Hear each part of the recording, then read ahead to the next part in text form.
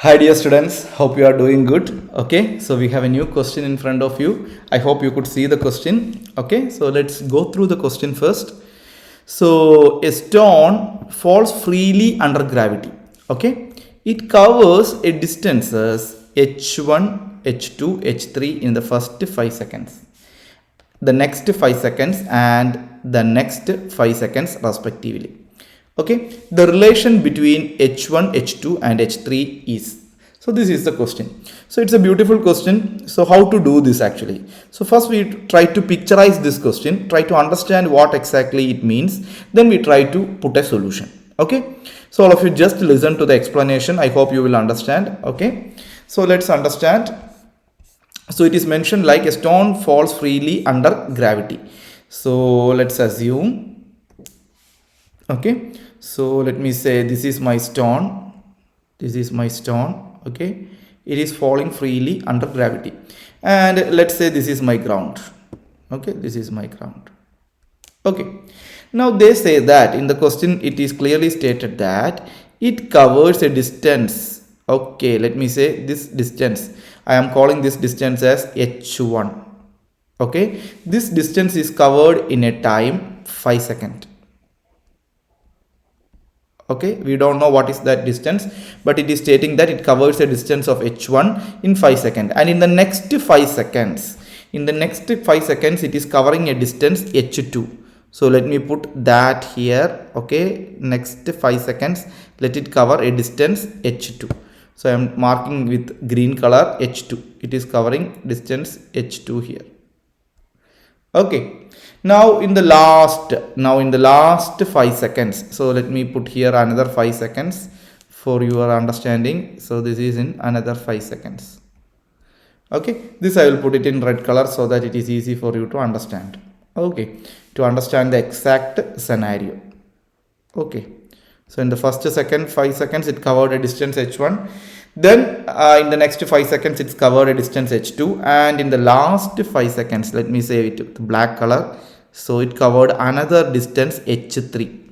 So I am putting that like this and putting here 5 seconds. Okay, and now they need to know what is the relation between h1, h2 and h3. This is the question. Okay, and we know that it falls freely under gravity, so let us assume its initial velocity u is equal to 0. Okay, so its initial velocity u is equal to 0 meter per second. Okay, I hope it is clear for you. Okay, now let's think about how to solve this question. Now I can create a relation for h1 very easily, because we know what is the initial velocity here.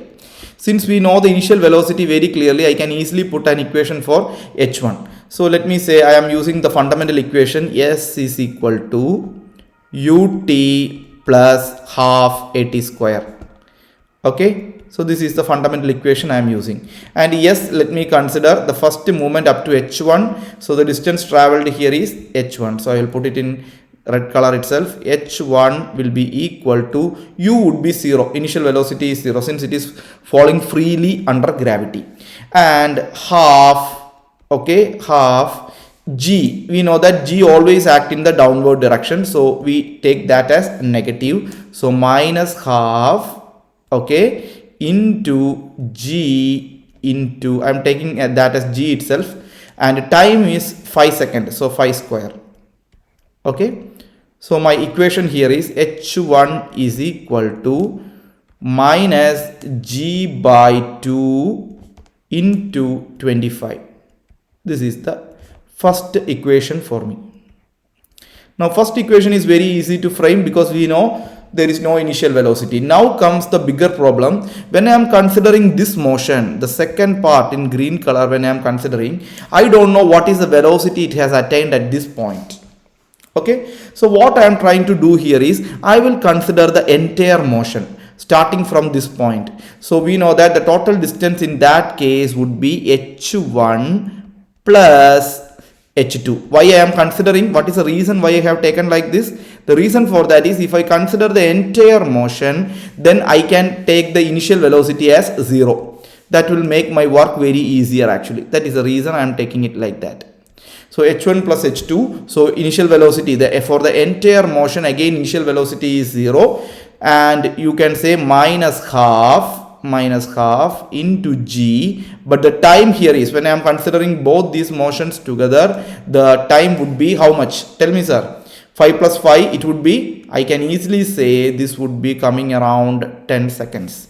So I can put here, this is 10 second. Okay. So this is 10 second. So I will put it here 10 square. Okay. So I am marking this as my equation 2. I will simplify it and put it. Okay. So let's say, tell me, sir. So h1 plus h2, I am again writing h1 plus h2. I am putting it like, you can see here, minus g by 2 into 100. And I am marking this as my equation 2. Any doubt until this?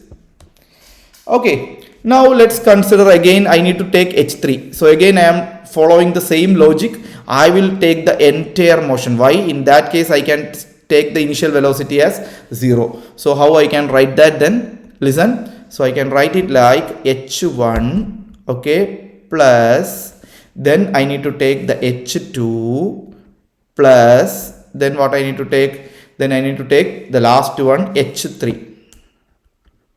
Okay, equal to, again initial velocity is 0 here. So minus half into g into t square. So t square entire time I am taking, it would become 15 the whole square.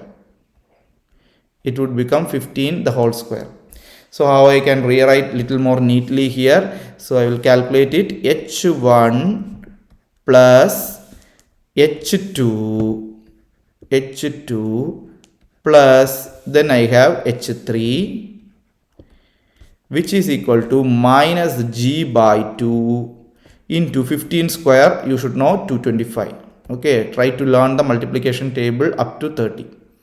Okay, it is 225. Now what we need to do, and this is my equation 3, sir. This is my equation 3.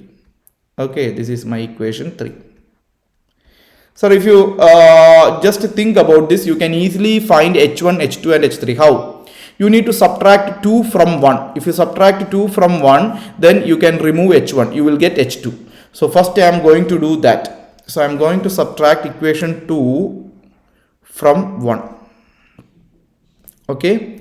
So I am doing that. So what will happen? h1 plus h2. Okay. Minus this, I will put it in bracket for your understanding. LHS part I am subtracting, h1 plus h2 minus h1 will give you here on the right hand side. I can say I will take minus g by 2 as common. Okay, minus g by 2 is common I am taking, and if you subtract it 2 from 100 minus 25, it would be, I can say 75. 100 minus 25, and that would be how much? 75. Okay, any doubt? I hope it is clear, and if you do this, I can put it here for you. If somebody has a doubt, I will put it here, don't worry. 100 minus 25.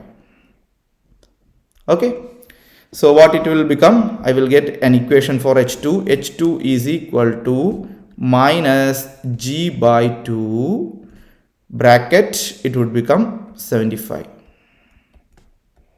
Okay, so let me say this is my equation 4.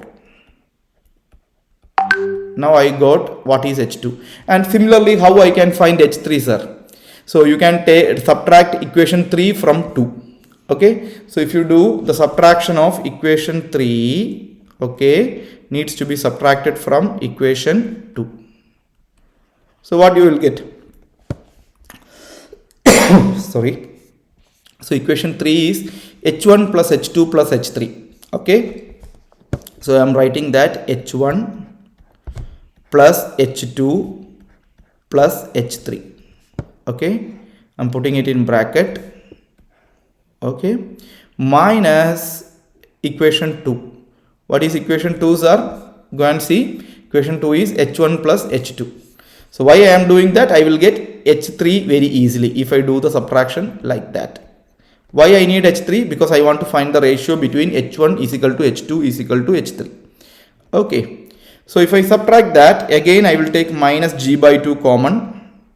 Minus G by 2 I will take it as common. Then in bracket you can see again 3 means 225, 2 means 100. So 225 minus 100 it will come. 225 minus 100. Okay, so it would come like this, and if you do this you will get H3 is equal to minus G by 2. Okay, minus G by 2. In bracket you will get what? 125.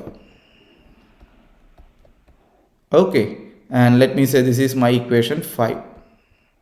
So you got both H1, H2 and H3. Now it is very easy to find out the ratio.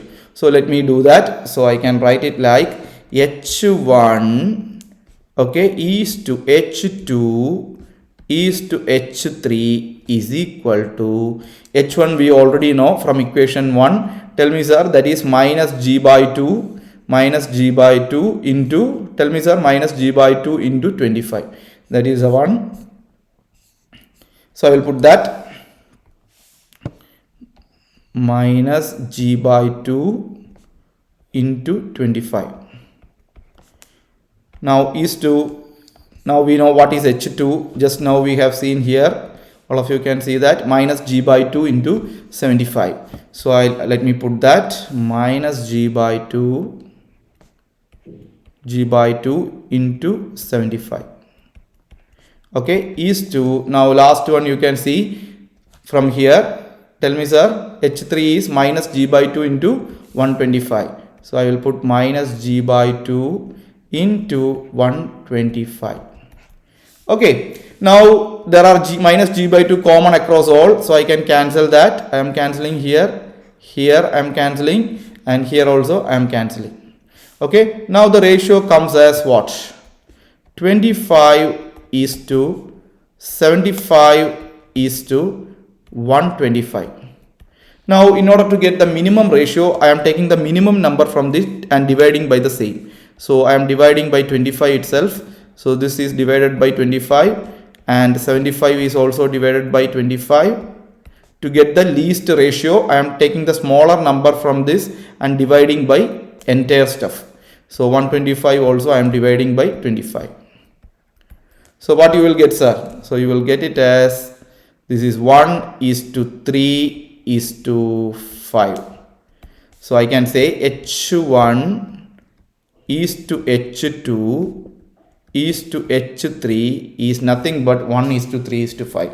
Or this can even be written as H1 divided by its fraction value, that is 1, equals H2 divided by its fractional value, that is 3, equals H3 divided by how much? 5. This is how you can even write that. Okay, I hope you understood the concept very easily. So it's a very important question in the NEET aspect. Okay, and from the option, which one would be the answer, sir? Can you tell? So I can easily say the answer would be which one?